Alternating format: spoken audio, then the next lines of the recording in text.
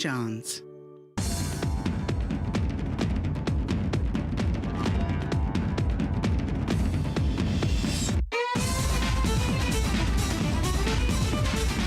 Hello everyone and welcome to another episode of Out of the Fog. I'm your host, Laurabel. We have a very exciting show ahead for you guys today. We're going to get a chance to talk to TechNL to find out about the Find Your Future program. And we also get to sit down and chat with the owners of the Newfoundland Donut Company. So sit back, get a glass of water, and we'll be right back.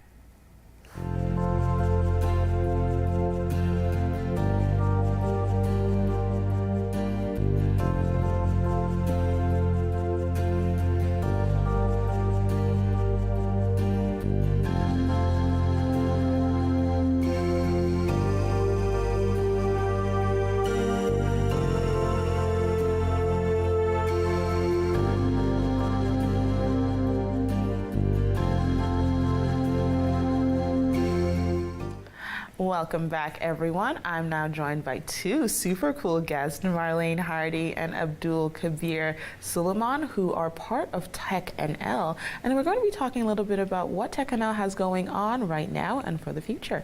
Guys, thanks for joining me. Thanks for having us. Thanks for inviting us. I'm really excited to talk about all the cool stuff going on with TechNL. But before we get into that, I guess a great place to start for all our viewers is, what is TechNL? Thanks for asking. TechNL is a membership association. We're not-for-profit, and we represent about 260 members for the Newfoundland and Labrador tech sector. And our purpose is really to enable a thriving, innovation-driven economy for Newfoundland and Labrador.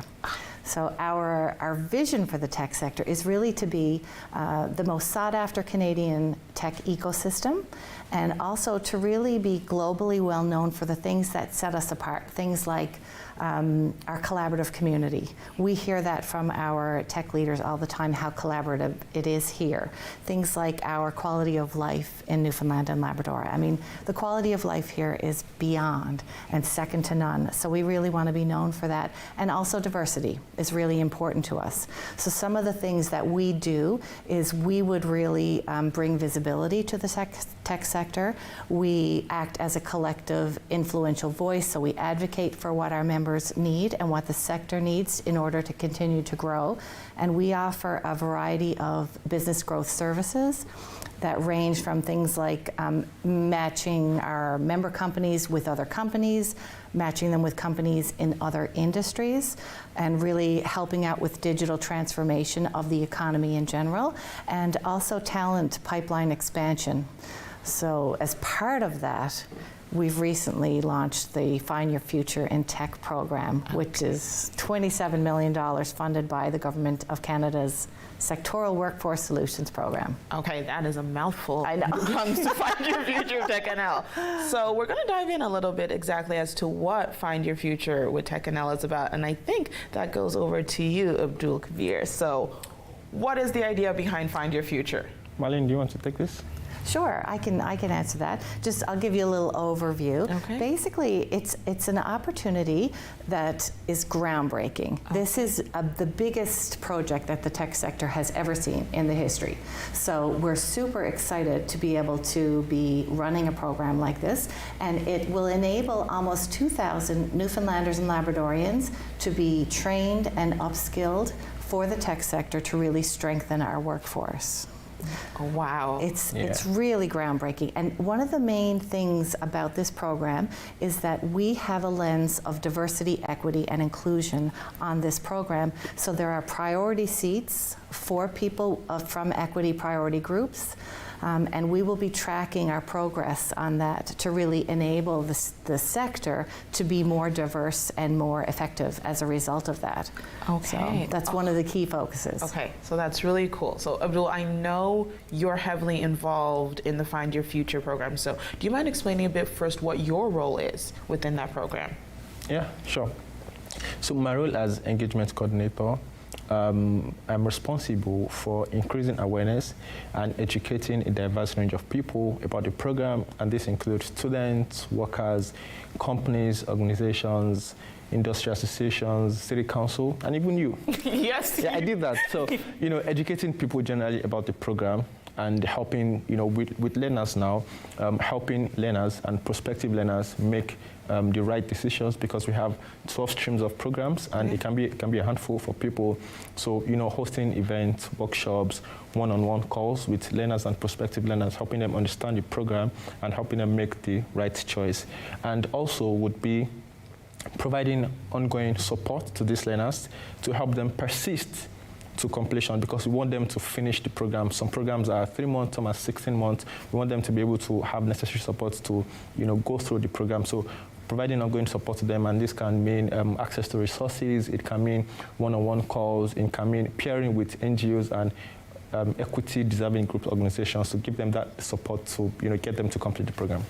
So while you were talking, you mentioned there are about 12 different programs or streams people can get involved in. Can you let me know a little bit more about what some of them are? Yeah, definitely. So we have 12 programs varying from technical to non-technical courses and programs. We do have sales, basic sales training.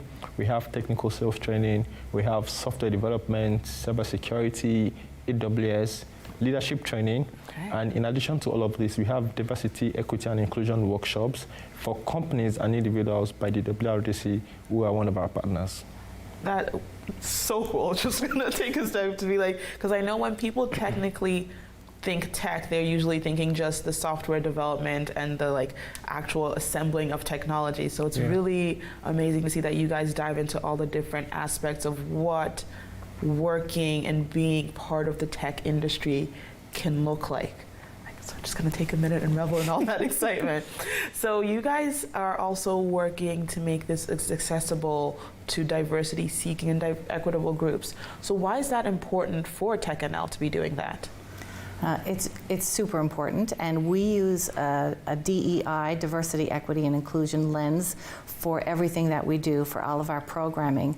And we know that companies and organizations are more successful when you have a more diverse group of people around the table.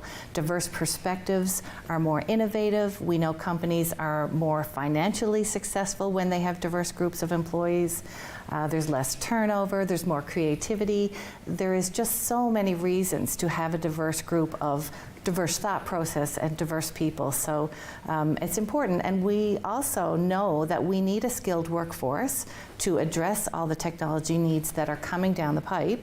And in order to do that, we need to engage everybody to want to be part of the tech sector. And so one of the things that this program also has is an awareness campaign that talks about some of that. So really, we want everybody to know that there are so many growth opportunities in tech, and it's not just for the software developers or someone who is coding. Like sometimes we think about someone coding in a basement in the dark. There's so many other opportunities that are available. Companies need all the same types of people that any company needs, like your HR, your finance, marketing and sales. All those kind of things are still needed in tech companies, and there are lots of opportunities for so many people. We want people to be able to see themselves in those roles. That's amazing, because I think that's very important, not only for equity deserving groups, but for people as a whole. So let's say I'm a student and I'm watching the show, which hopefully they are, and there's like, okay, I want to be part of the Find Your Future program. Where do I do? Where do I go? Yeah, so the best place would be the website, which is www.findyourfuturenl.ca, to get more information about the program. And we do have a form on that website. So we have 12 streams. It can be confusing. So we do have an inquiry form. So if you are a student, a learner, and you are yet to make that decision, you can fill that form, and we would reach out to you to discuss the options that you have and help you make that right choice. So the website will be the best place, and you can also reach out to me, and I'll be happy to provide that information. That's fantastic to know that the support. You also mentioned that you guys work to support people throughout the entirety of the program. So basically, once I apply, you don't just drop me once I'm in, right? Yeah. You're there with me till the end? Yeah, so of course, we want you to finish the program, and TechNL is covering part of the tuition, part of the cost of the program, but as a learner, you might want to, you might need more support. So you might want to have friends around, you might want to discuss, you might want to talk with someone, you might just need money for rent. So we have organizations that that offer all these services daily, and will help you, we pair you with those organizations, and they'll be able to provide those support to you to ensure that you get to the destination of the program. If this program wasn't already appealing, knowing all those kind of wraparound supports are available for those who take part in it definitely signs the signature on a lot of people's minds who are watching right now, so that's fantastic to hear.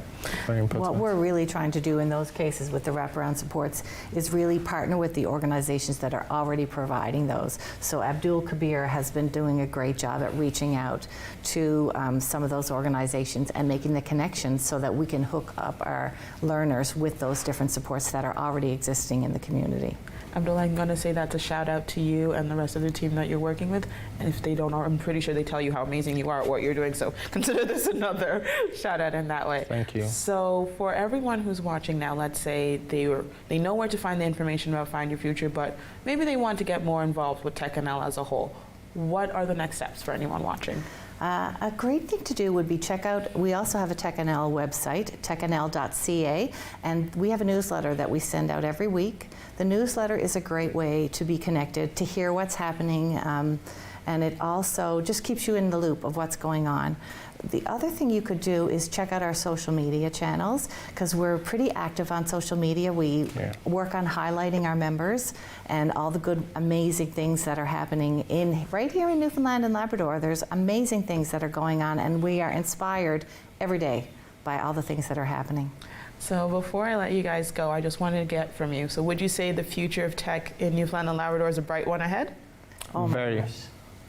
Very. Oh my God. That's the word. Very. Okay, Yes. so with that resounding vote of confidence from both of you, I want to thank you so much for joining me and giving a chance to spotlight TechNL and the progress that can be made with the Find Your Future program. Thank you for having us. Thank you very much. And we'll be right back, everyone.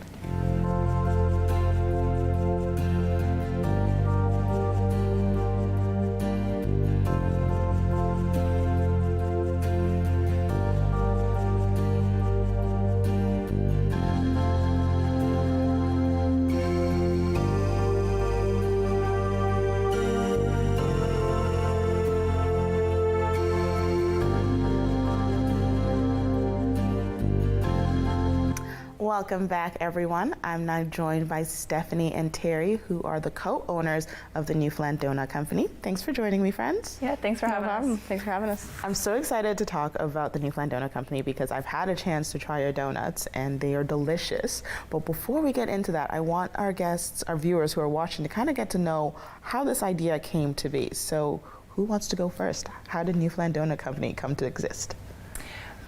Well, I'll tell you that we created the business plan during the COVID-19 pandemic. Okay. So while we were all chilling at home, we decided to start the business plan and just start planning it. And when we started to get into it, we really liked doing it. So then we reached out to a couple contacts here in St. John's. We were living in Halifax at the time. Oh. Yeah. So because when the pandemic was going on, we went to a donut shop that had lineups at it, like in Halifax. They were like, if this place is still succeeding so well, like why does this not exist in Newfoundland? Okay. So so we got some contacts from here. What was the company called? For the business plan? Yeah. The Y? Yeah, YMCA. Yeah. YMCA Yeah, so- for the business plan. Yeah. So consultant there, Ted, he helped us build our business plan a little bit. And we moved back here, then we got funding from MBO, and we basically opened up from there. But we only opened up for curbside pickup at first. Okay. Yeah. All right. So this donut idea was inspired due to Halifax. So what made you want to come home to do it? Because it didn't exist here, it was a market opportunity. Okay. So Yeah. We're not like passionate about baking or donuts or anything. We this was business-minded thinking. This was a business-minded thing, yeah, Okay. for sure. So in the process of being business-minded people who saw an opportunity and moved here to take advantage of that, what has been the fun part about donut making? Well, it was a lot. So at first, obviously, we didn't have any experience at all building a plan, getting all like the business side of things taken care of, and then we were working a job, each trying, just to as we were building the business plan, and we met someone there who had a kitchen, and that's how we ended up getting there for the curbside. But we get into the kitchen, like everything is like good to go, and you're like, so how do we make donuts?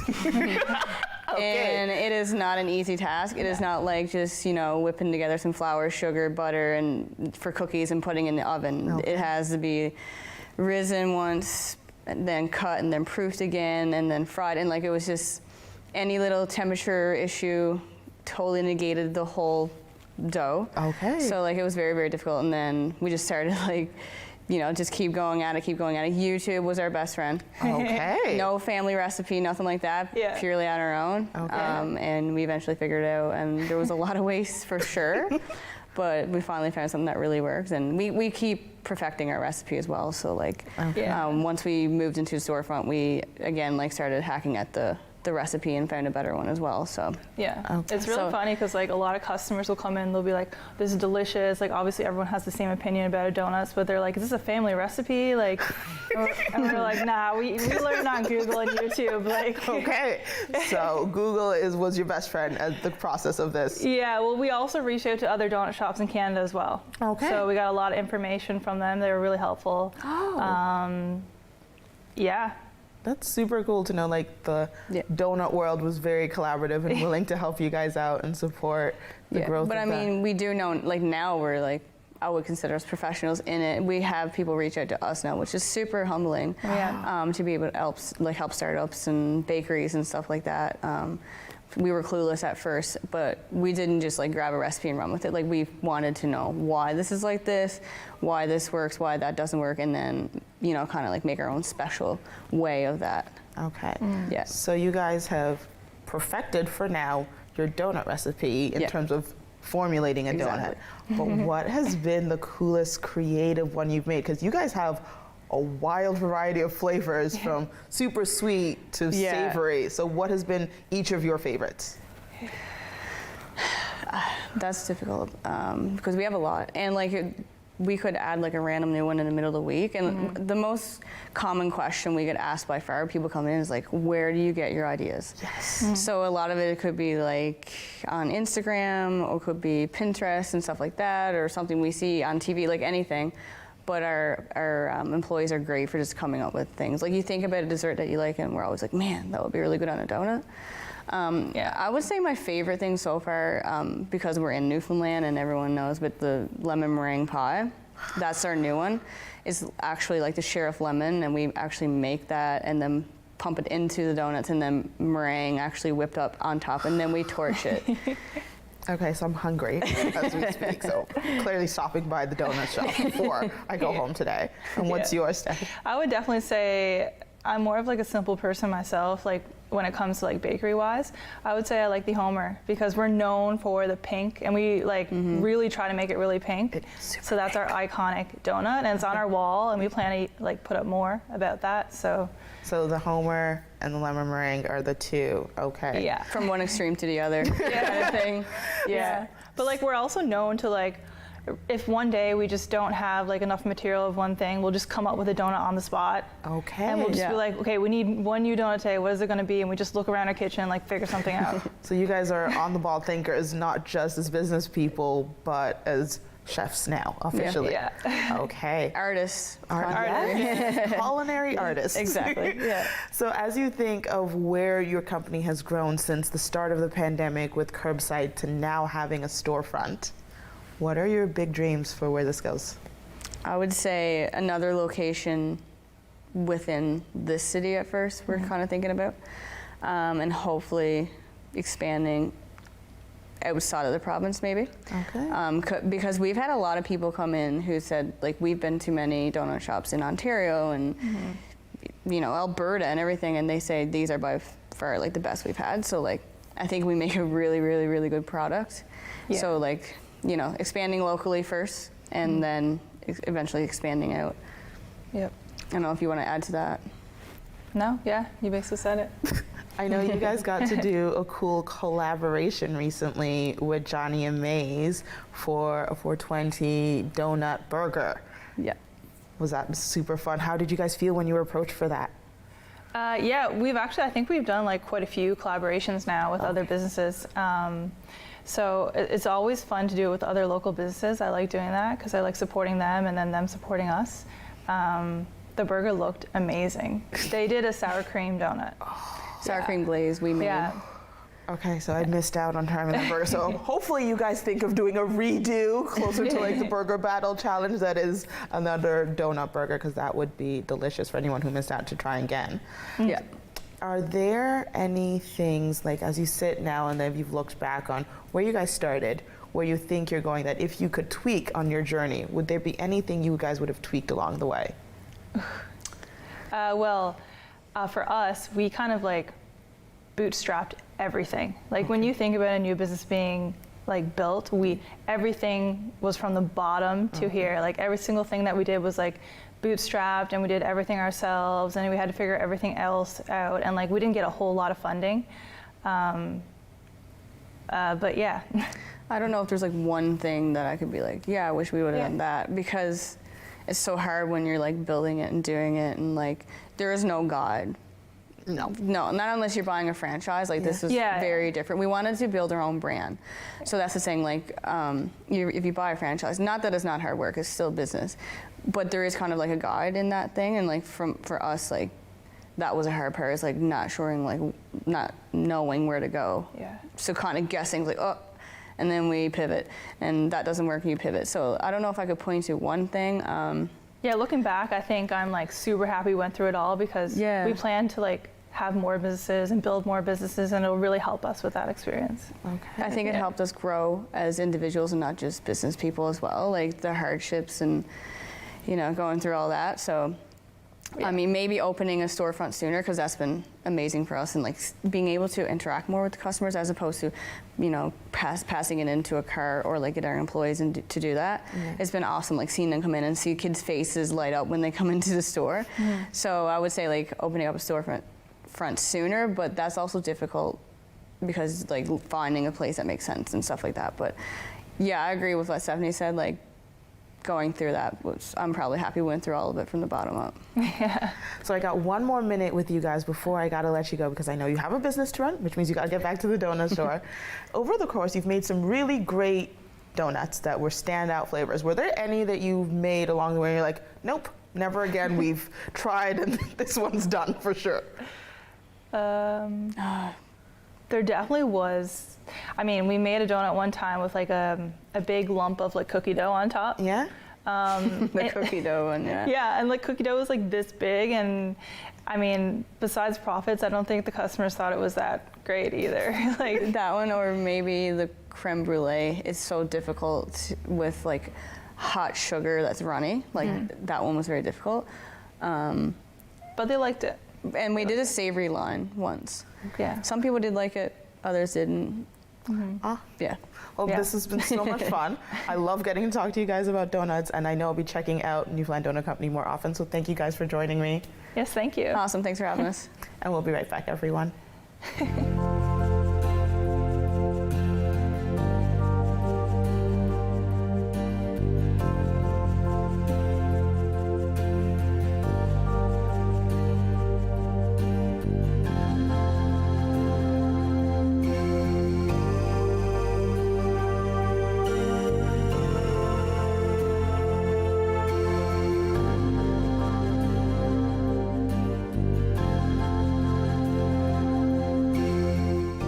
That was so cool, getting a chance to talk to both TechNL and the Newfoundland Donut Company, getting to find out more about what the Find Your Future Newfoundland and Labrador Tech program offers and how you can get involved, and also finding about how Newfoundland Donut Company started as not just a passion for donuts, but a passion for business. So thank you that you guys were able to join me again for another episode, and we will see you guys soon.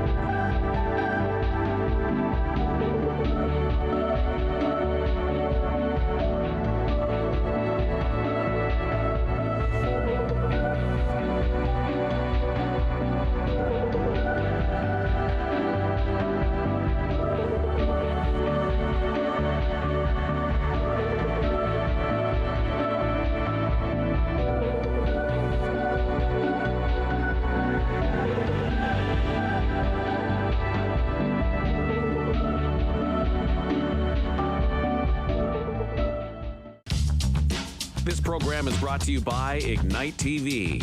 Now you're in command. Visit Rogers.com for more details.